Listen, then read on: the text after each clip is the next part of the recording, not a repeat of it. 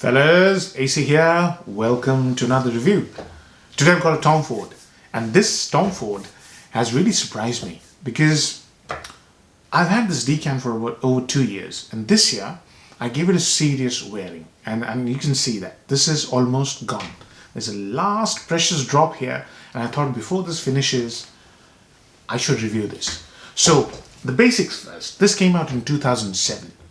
And it was discontinued and re-released in 2019. The parfumer is Christophe Laudemille, right? This guy looks like Joy Amin's brother from a different mother. Just don't tell Joy Amin.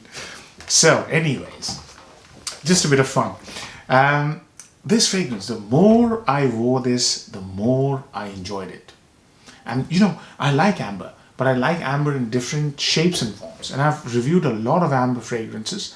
And this one, in spite of reviewing so many good amber fragrances and in spite of having so many amazing amber fragrances, this really impressed me. So much so that I'm seriously thinking about getting a full bottle. Now, I've already got it dry down. So what I'm going to do is, man, just look how strong this is. This is supposed to be the strongest Tom Ford fragrance ever made. This is stronger than Tuscan Leather. This is stronger than what's the other one that's really strong? Noir de Noir. This thing is stronger than those two. And you can see it's almost like oil. I mean, I hope you can see this on the camera. Almost like oil, applying oil on your hand. This is how strong this is. And this is a 2019 formulation, by the way. And it's not only strong, it's just got a serious personality. It's a beautiful fragrance. The more I wear it, the more I like it. So what does it smell like? How does it start? It's very boozy and very rich. So it's basically spiced up rum mixed with spices. I get anise the most. Now also get other spices which I can't make out. Maybe it's got a touch of nutmeg, maybe, but I'm not very sure. But I definitely get anise. Dark chocolate is the next, and along with that dark chocolate is that ambergris which smells like real ambergris. And the moment you spray this, that boozed up rum, the bitterness of rum, the dark chocolate bitter, the sort of anise has this fresh fennel-like smell, that freshness, and then this beautiful ambergris, amazingly rich. This smells like amber done in Oriental style, and heavy richness to it. Just amazing. Very, very good. But first time I sprayed it, I was absolutely gobsmacked. I was shocked because it was so strong. I wasn't expecting that, and I just couldn't deal with it.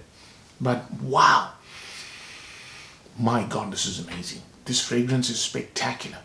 When the fragrance dries down, it brings in certain other aspects. One is a leathery, resinous kind of a base. This thing is very rich and very, very thick, dense fragrance. Yeah.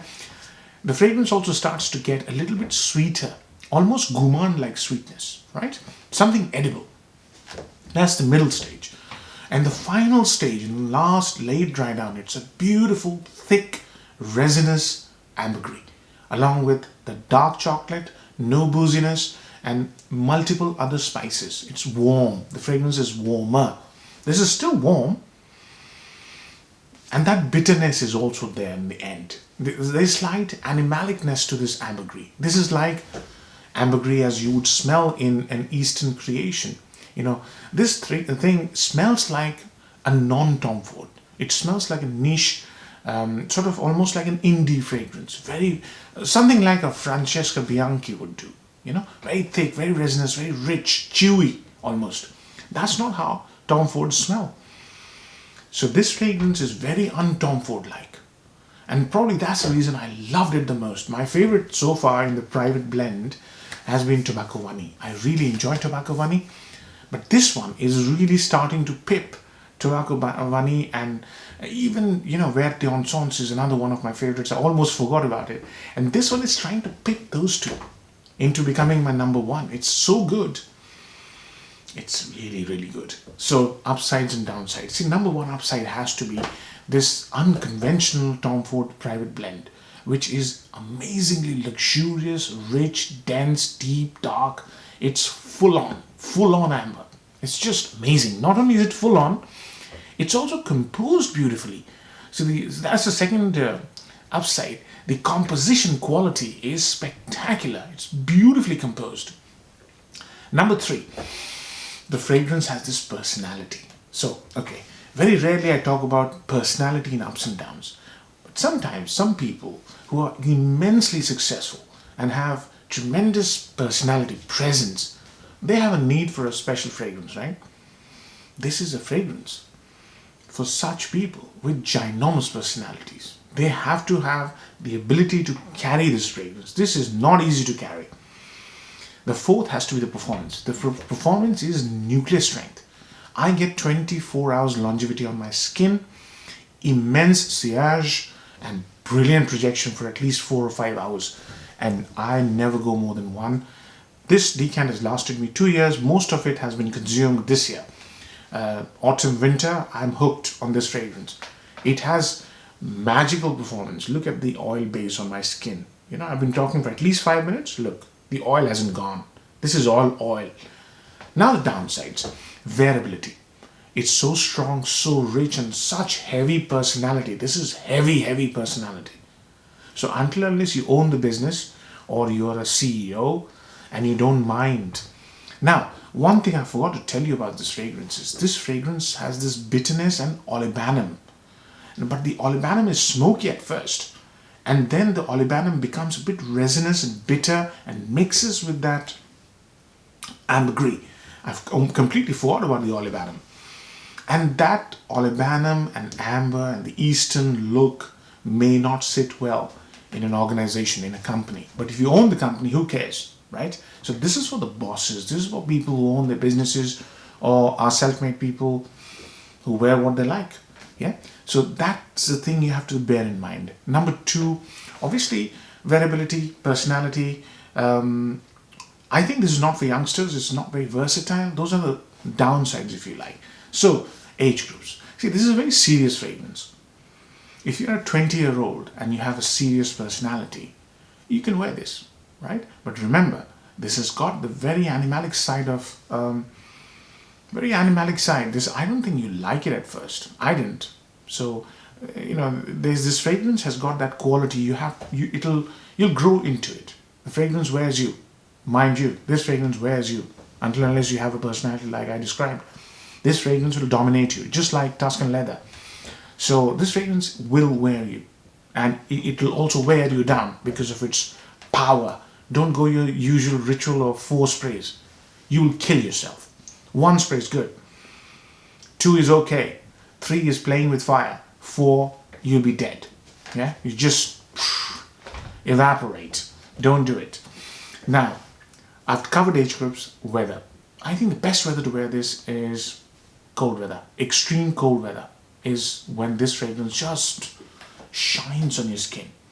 It becomes something amazing. It's a living thing on your skin. Yeah, cold weather is the best time. Compliment factor depends on who smells you. This is not an easy like. Test it properly on your skin, right? And if you wear it on your shirt, it'll last for days, even months. It's very strong. So compliment factor depends on who smells you. If you don't care too much about compliments, you're going to enjoy it more because this fragrance is going to take over your senses and convert you into a fan like me. And that olibanum, that olibanum is the star of the show for the half of the fragrance, yeah? And then the ambergris. The olibanum is Somalian. I was going to say Somalese. Somalian olibanum is so precious. It's probably as pricey as gold, and it's sort of widely acclaimed as one of the best olibanums you can buy. And this uses Somali olibanum. So those are the notes which people don't smell all the time, and it's been used with perfection here. So the other thing, I'm sorry, I just keep on repeating myself, but this review will be long, I think. Seasons I've covered, compliment factor I've covered, age groups 20 plus, but only after you've tested it and you like it.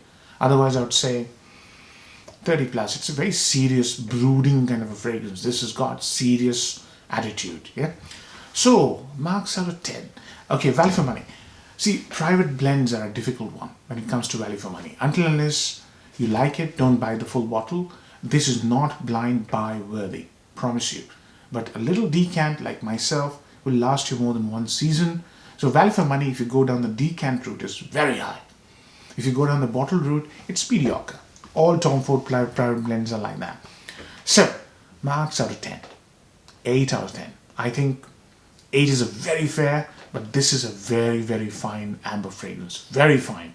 So 8 out of 10. Hope you enjoyed the review, fellas. Take care. Bye-bye.